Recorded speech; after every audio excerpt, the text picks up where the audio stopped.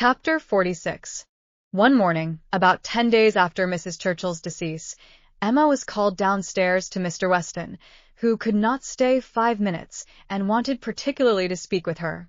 He met her at the parlor door, and hardly asking her how she did, in the natural key of his voice, sunk it immediately, to say, unheard by her father, "Can you come to Randalls at any time this morning? Do, if it be possible.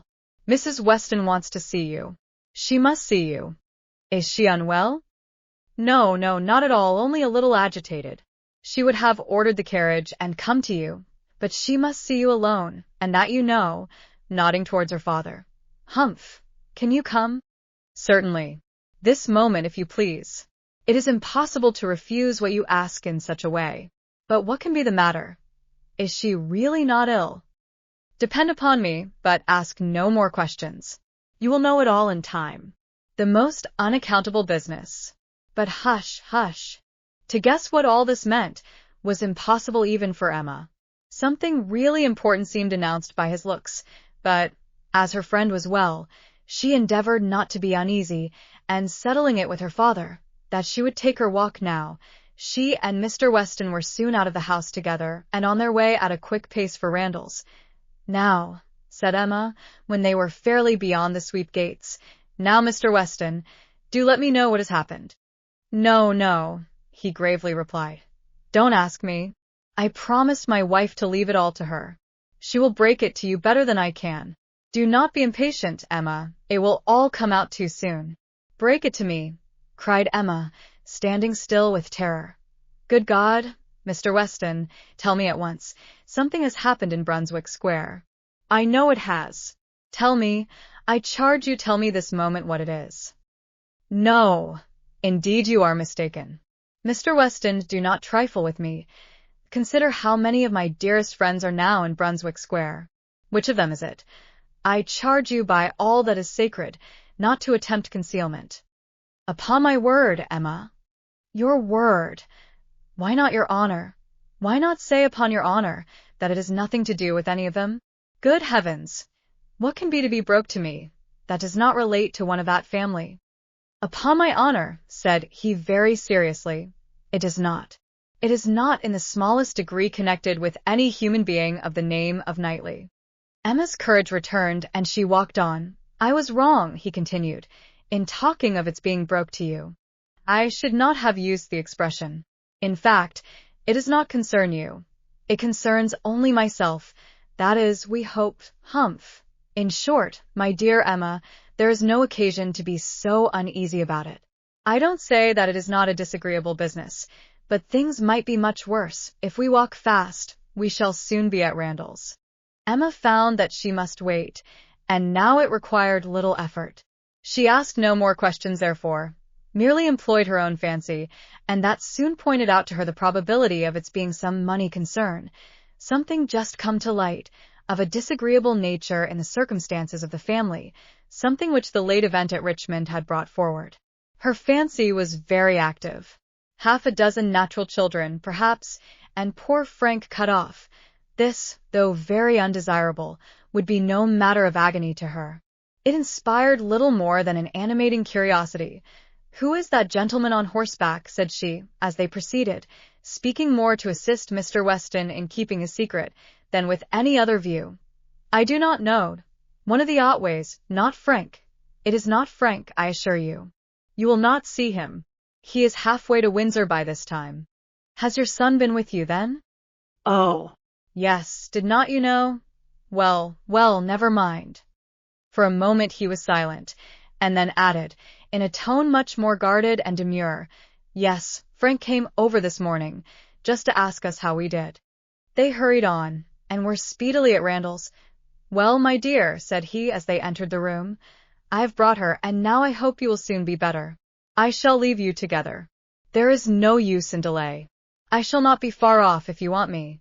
And Emma distinctly heard him add, in a lower tone, before he quitted the room, "I've been as good as my word. She has not the least idea." Mrs. Weston was looking so ill, and had an air of so much perturbation, that Emma's uneasiness increased, and the moment they were alone, she eagerly said, "What is it, my dear friend?" Something of a very unpleasant nature, I find, has occurred. Do let me know directly what it is. I have been walking all this way in complete suspense. We both abhor suspense. Do not let mine continue longer. It will do you good to speak of your distress, whatever it may be. Have you indeed no idea? Said Mrs. Weston in a trembling voice. Cannot you, my dear Emma? Cannot you form a guess as to what you are to hear? So far as that it relates to Mr. Frank Churchill, I do guess. You are right. It does relate to him, and I will tell you directly. Resuming her work, and seeming resolved against looking up. He has been here this very morning, on a most extraordinary errand. It is impossible to express our surprise. He came to speak to his father on a subject, to announce an attachment. She stopped to breathe. Emma thought first of herself, and then of Harriet. More than an attachment, indeed, resumed Mrs. Weston. An engagement, a positive engagement. What will you say, Emma? What will anybody say, when it is known that Frank Churchill and Miss Fairfax are engaged? Nay, that they have been long engaged. Emma even jumped with surprise, and, horror-struck, exclaimed, Jane Fairfax. Good God! You are not serious? You do not mean it? You may well be amazed, returned Mrs. Weston, still averting her eyes and talking on with eagerness, that Emma might have time to recover. You may well be amazed. But it is even so. There has been a solemn engagement between them ever since October, formed at Weymouth, and kept a secret from everybody. Not a creature knowing it but themselves, neither the Campbells, nor her family, nor his. It is so wonderful, that though perfectly convinced of the fact, it is yet almost incredible to myself. I can hardly believe it. I thought I knew him. Emma scarcely heard what was said. Her mind was divided between two ideas, her own former conversations with him about Miss Fairfax, and poor Harriet, and for some time she could only exclaim and require confirmation, repeated confirmation. Well, said she at last, trying to recover herself, this is a circumstance which I must think of at least half a day, before I can at all comprehend it. What? Engaged to her all the winter, before either of them came to Highbury? Engaged since October, secretly engaged. It has hurt me, Emma, very much. It has hurt his father equally. Some part of his conduct we cannot excuse. Emma pondered a moment, and then replied, I will not pretend not to understand you, and to give you all the relief in my power. Be assured that no such effect has followed his attentions to me, as you are apprehensive of. Mrs. Weston looked up, afraid to believe, but Emma's countenance was as steady as her words. That you may have less difficulty in believing this boast of my present perfect indifference, she continued, I will farther tell you, that there was a period in the early part of our acquaintance, when I did like him, when I was very much disposed to be attached to him, nay, was attached, and how it came to cease, is perhaps the wonder. Fortunately, however, it did cease. I have really for some time past, for at least these 3 months, cared nothing about him. You may believe me, Mrs. Weston. This is the simple truth. Mrs. Weston kissed her with tears of joy, and when she could find utterance, assured her that this protestation had done her more good than anything else in the world could do. Mr. Weston will be almost as much relieved as myself, said she. On this point we have been wretched. It was our darling wish that you might be attached to each other, and we were persuaded that it was so. Imagine what we have been feeling on your account. I have escaped, and that I should escape may be a matter of grateful wonder to you and myself. But this does not acquit him, Mrs. Weston, and I must say that I think him greatly to blame. What right had he to come among us with affection and faith engaged, and with manners so very disengaged? What right had he to endeavor to please, as he certainly did, to distinguish any one young woman with persevering attention, as he certainly did, while he really belonged to another? How could he tell what mischief he might be doing? How could he tell that he might not be making me in love with him? Very wrong indeed. From something that he said, my dear Emma, I rather imagine. And how could she bear such behavior? Composure with a witness. To look on, while repeated attentions were offering to another woman, before her face, and not resent it, that is a degree of placidity which I can neither comprehend nor respect. There were misunderstandings between them, Emma, he said so expressly. He had not time to enter into much explanation. He was here only a quarter of an hour, and in a state of agitation which did not allow the full use even of the time he could stay, but that there had been misunderstandings, he decidedly said. The present crisis, indeed, seemed to be brought on by them, and those misunderstandings might very possibly arise from the impropriety of his conduct. Impropriety? Oh, Mrs. Weston, it is too calm a censure. Much, much beyond impropriety. It has sunk him. I cannot say how it has sunk him in my opinion. So unlike what a man should be. None of that upright integrity, that strict adherence to truth and principle, that disdain of trick and littleness, which a man should display in every transaction of his life. Nay, dear Emma, now I must take his part, for though he has been wrong in this instance, I have known him long enough to answer for his having many, very many, good qualities, and, good God, cried Emma, not attending to her, Mrs. Smallridge, too. Jane, actually on the point of going as governess. What could he mean by such horrible indelicacy? To suffer her to engage herself, to suffer her even to think of such a measure. He knew nothing about it, Emma. On this article I can fully acquit him. It was a private resolution of hers, not communicated to him, or at least not communicated in a way to carry conviction. Till yesterday, I know he said he was in the dark as to her plans. They burst on him, I do not know how, but by some letter or message, and it was the discovery of what she was doing, of this very project of hers, which determined him to come forward at once, own it all to his uncle, throw himself on his kindness, and, in short, put an end to the miserable state of concealment that had been carrying on so long. Emma began to listen better. I am to hear from him soon, continued Mrs. Weston. He told me at parting that he should soon write, and he spoke in a manner which seemed to promise me many particulars that could not be given now. Let us wait, therefore, for this letter. It may bring many extenuations. It may make many things intelligible and excusable which now are not to be understood. Don't let us be severe. Don't let us be in a hurry to condemn him. Let us have patience. I must love him. And now that I am satisfied on one point, the one material point, I am sincerely anxious for its all turning out well, and ready to hope that it may. They must both have suffered a great deal under such a system of secrecy and concealment. His sufferings, replied Emma dryly, do not appear to have done him much harm. Well, and how did Mr. Churchill take it? Most favorably for his nephew. Gave his consent with scarcely a difficulty. Conceive what the events of a week have done in that family.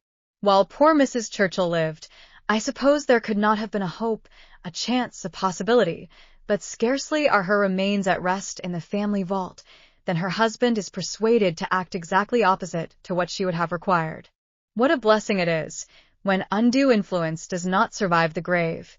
He gave his consent with very little persuasion. Thought Emma, he would have done as much for Harriet. This was settled last night, and Frank was off with the light this morning. He stopped at Highbury, at the Bateses, I fancy, some time, and then came on hither, but was in such a hurry to get back to his uncle, to whom he is just now more necessary than ever, that, as I tell you, he could stay with us but a quarter of an hour. He was very much agitated, very much, indeed, to a degree that made him appear quite a different creature from anything I had ever seen him before. In addition to all the rest, there had been the shock of finding her so very unwell, which he had no previous suspicion of, and there was every appearance of his having been feeling a great deal. And do you really believe the affair to have been carrying on with such perfect secrecy? The Campbells, the Dixons, did none of them know of the engagement? Emma could not speak the name of Dixon without a little blush. None, not one. He positively said that it had been known to no being in the world but their two selves. Well, said Emma, I suppose we shall gradually grow reconciled to the idea, and I wish them very happy. But I shall always think it a very abominable sort of proceeding. What has it been but a system of hypocrisy and deceit, espionage and treachery, to come among us with professions of openness and simplicity, and such a league in secret to judge us all?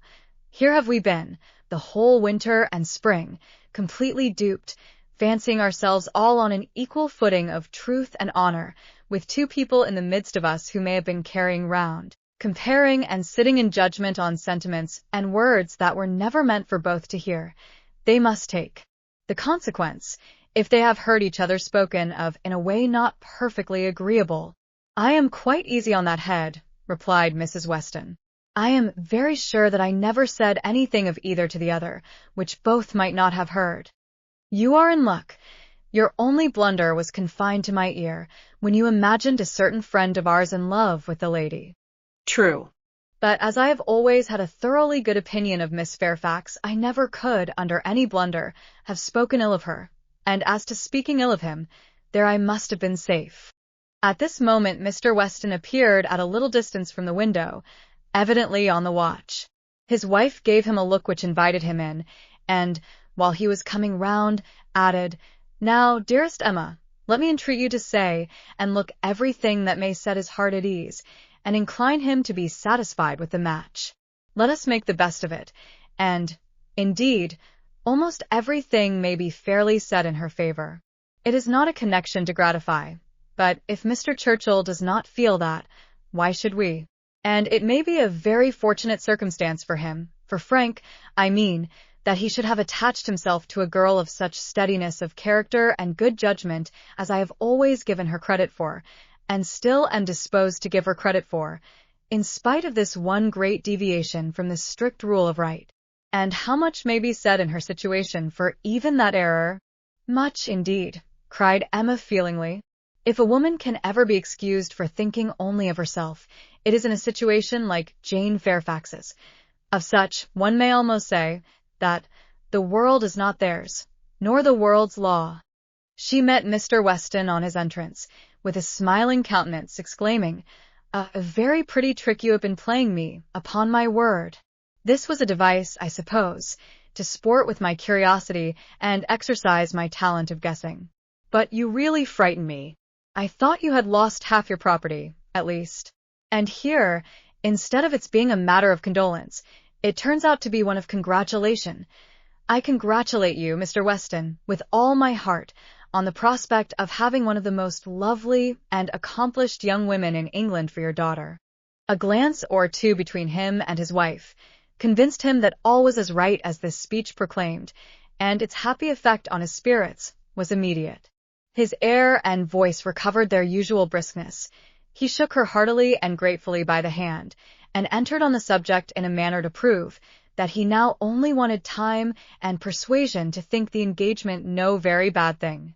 His companion suggested only what could palliate imprudence or smooth objections, and by the time they had talked it all over together, and he had talked it all over again with Emma, in their walk back to Hartfield, he was become perfectly reconciled, and not far from thinking it the very best thing that Frank could possibly have done.